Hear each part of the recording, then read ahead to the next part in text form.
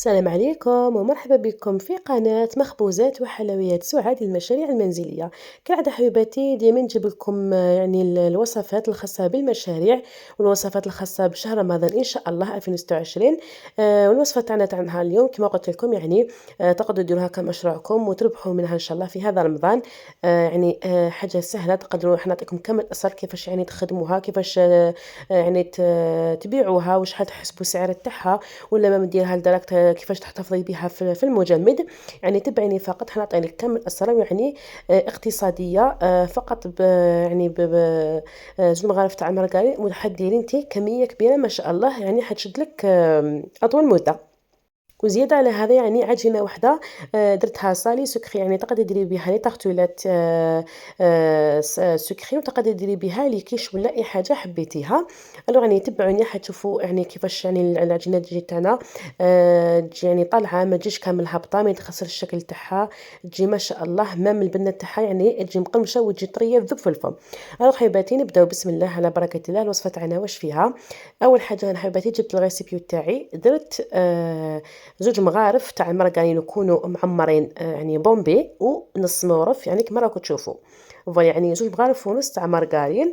يعني اللي حبيت بالميزان نعرفوا باللي بزاف من الناس يقول لك اعطيني بالميزان واخا تقول لك اعطيني بالمغرفه ولا بالكاس. حنعطيكم كامل المقادير يعني تبعوني فقط.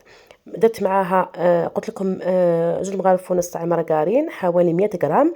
درت معاها كاس صغر ربع تاع الزيت مع كاس صغر ربع تاع الماء مع قريصة تاع الملح. يعني صدقيني هذه الوصفة يعني زكية اقتصادية تاع المشاريع فيها يعني يجي غير بالماء بلا ما ديري الحليب ولا بس باش تبقى لك مدة الصلاحية تاعها مدة طويلة. هنا واش درت ثاني يعني درت زوج حبات تاع البيض كاملين وراح ندير صفار حبة بيض.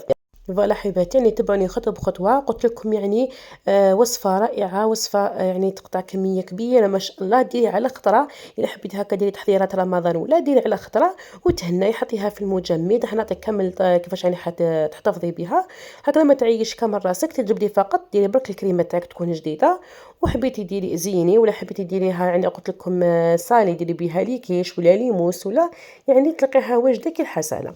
هنا شوفوا يعني تقدروا تخلطوها بيديكم كما وريت لكم ولا تقدروا تستعملوا الباتر يعني اختياري يولي لكم.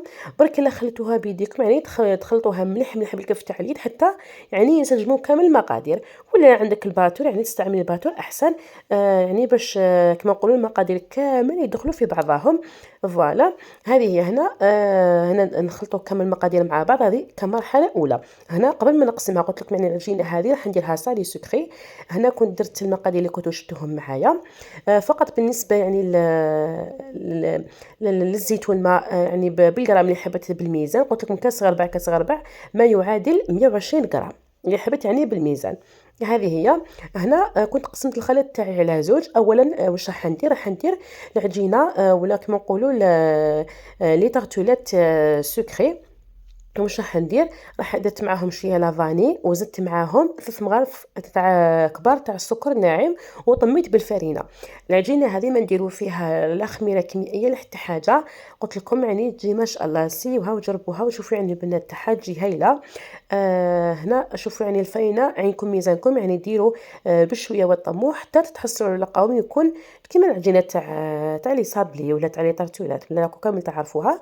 تكون متماسكه وتكون يعني طريه يعني ما تيبسوهاش. ديروا الفرينه بشويه وشوفوا حتى تكون القوام تاعها مناسب. قلت لكم يعني مع الاول درنا خليط يكون يعني درتو مع الاول درت غير المارغرين مع الزيت والماء كما شفتوني مع البيض ومن بعد قسمته.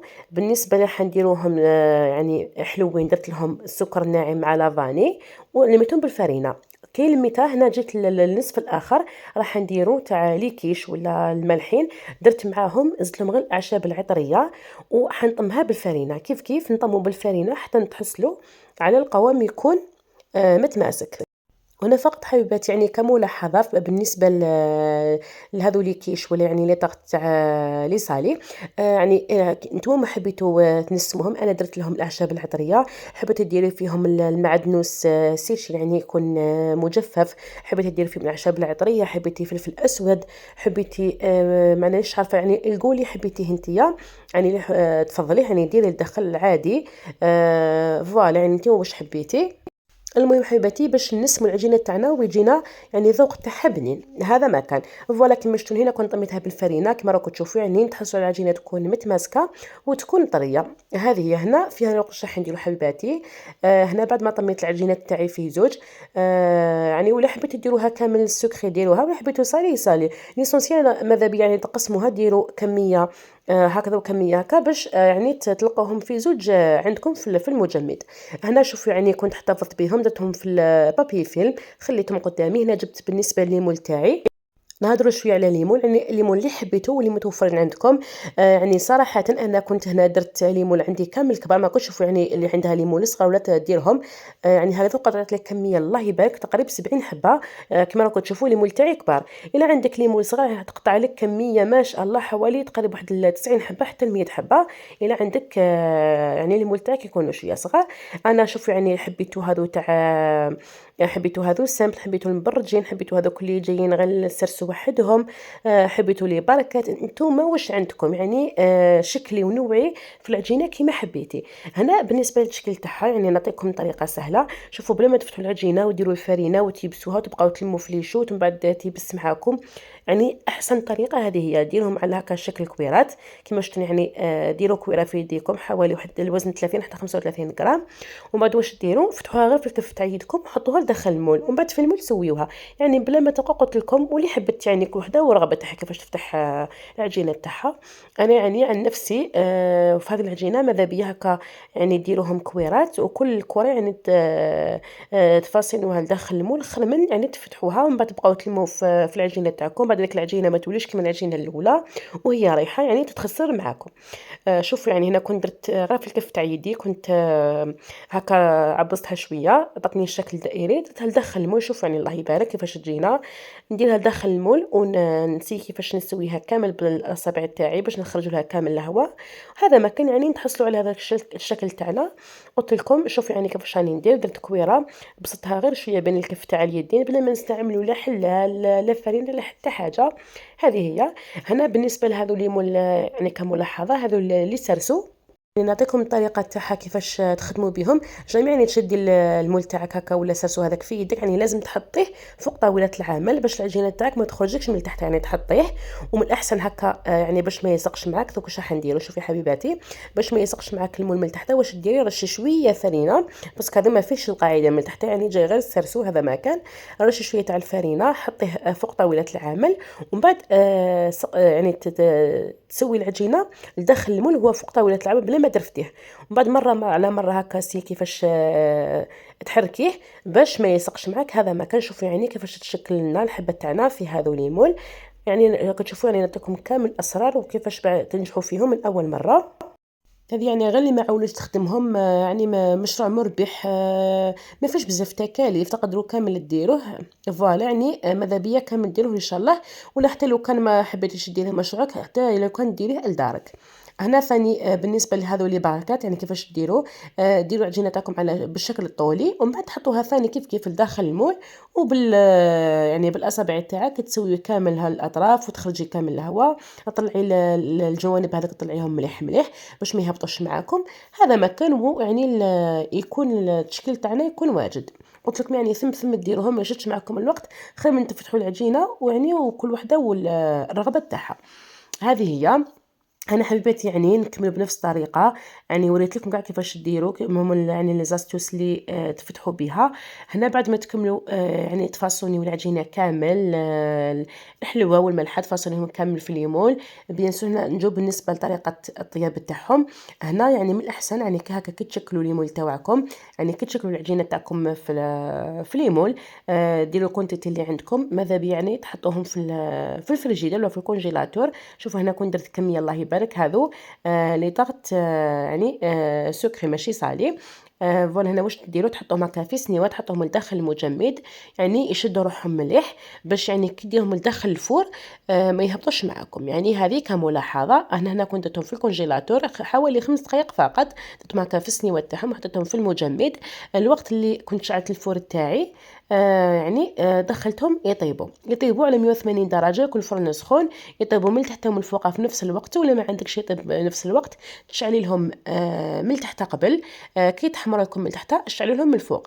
هذا ما كان. وتكملوا ثاني نفس الطريقة بالنسبة للعجينة، يعني يعني كما نقولوا الملحة. ثاني حبيباتي، شوفوا يعني هنا الشكل النهائي تاعهم. يعني هنا بعد ما كانوا طابوا لي، كنت كملت كامل الكميه اللي عندي، كنت كامل فاصونيتها طيبتها. هنا يعني نجول طريقه على الاحتفاظ تاعنا، وكيفاش يعني تقدروا تسوقوهم، شحال تحسبوا السعر تاعهم. شوفوا الله يبارك، يعني العجينه تاعنا ما هبطتلناش، ما تنفخت لنا، ما حتى حاجه. يعني الشكل بقى هو. راكم تشوفوا بلي يعني كيفاش راهم طالعين، ما ماشي هابطين. ما يعني هنا راكم تشوفوا بلي كاينه الجزء راه محمر. هذوك بالنسبه يعني لي طارت سكري، يعني حنديروهم غير الكريمه تاعنا ونزينهم بلي فروي. وهذو اللي جايين شويه يعني بيوض عفوا، طيبناهم ابلو هذو، يعني باش راح نديروهم لي كيش ولا يعني حيزيدوا يكملوا يطيبهم في الفور.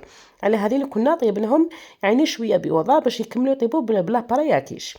هذه هي راكم تشوفوا يعني كيفاش خرجت النتيجه تاعنا. قلت لكم عجينه والاروع، نتمنى ان شاء الله تسيوها وتجربوها، يعني راح تعجبكم كامل ان شاء الله.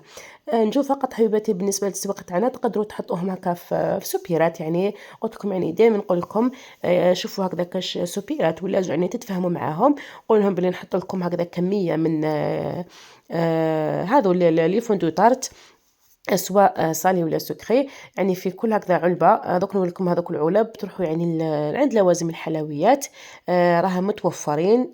تقدروا هكا تجيبوا كونتيتي كبيرة، يحسب لكم بالقرو ولا. وبعد واش ديروا حبيباتي، هكا في كل علبة تعمروا 8 حبات ولا 10 على حسب لي بواط تاعكم، الا كانوا صغار ولا متوسطين ولا كبار. حبيتي 8، حبيتي 10 ولا 12 ليسونسيال. هكذا كي تعمريها سوا ديري فيها 10 ولا 12. سعر البيع تاعها للحبة الوحدة يعني 2000 ولا 2500، على حسب البلاصه. دائما نقول لكم على حسب البلاصه، الا فيها يعني حركه كبيره تمشي فيها الحاجه ولا تكون حركه قليله. هنا يعني الا درتي فيها 10 حبات اكيد حتحسبيها، يعني هكا الباطه الوحده تحسبيها 25,000 ولا 20,000. يعني انت شحال راكي حابه تبيعي يعني هذو لي فوندوتار تاعك. وثاني ملاحظه، شوف يعني هنا كيفاش تجينا الحبه تاعنا عاليه، تجي شابه، يعني ما يتخسرش كامل الشكل تاعها قلت لك، وما تنفخ معكم ما تتكسر. وثاني يجوا طرايه ويجوا هشاش ما شاء الله. ثاني قلت لكم سعر البيع واش يعني من يولي على حسب البلاصه اولا، ويولي ثاني على حساب المول تاعك. انا قلت لكم المول تاعي راهم شويه كبار، كومام انت الا درتي المول تاعك يكونوا صغار اكيد راح السعر تاعو ما يكونش سعر عالي. يعني ديري السومه على حسب السعر، على حسب المول اللي استعملتيهم. هذه هي. وبالنسبة اللي حابة تحتفظ بهم في دارها يعني رمضان إن شاء الله، كالعادة يعني تقدر هكا تحطهم في هذو لي بواط. قلت لكم الثمن تاعهم راهم جد رخيص، ولا تحطوهم في ساشي كونجيلاسيون 4 ولا 5 ولا على حسب عدد أفراد العائلة نتوما شحال ما تسحقوا. وقلت لكم يعني يبقاو أطول مدة في المجمد، يبقاو لكم حوالي شهرين 3 شهور، ما يصير لهم حتى حاجة، يبقاو كيما هما. تقدري من دوكا يعني ديريهم وتحتفظي بهم، هكاك تنقصي على روحك تعب كبير ان شاء الله. هذه هي نقول لكم حبيباتي، هذه الوصفه تاعنا نهار اليوم. نتلاقاو في فيديو قادم ان شاء الله كالعاده مع المزيد من المشاريع الخاصه برمضان ان شاء الله. نقول لكم تهلاو في روحكم، تهلاو في الناس العزيزه عليكم، مع السلامه.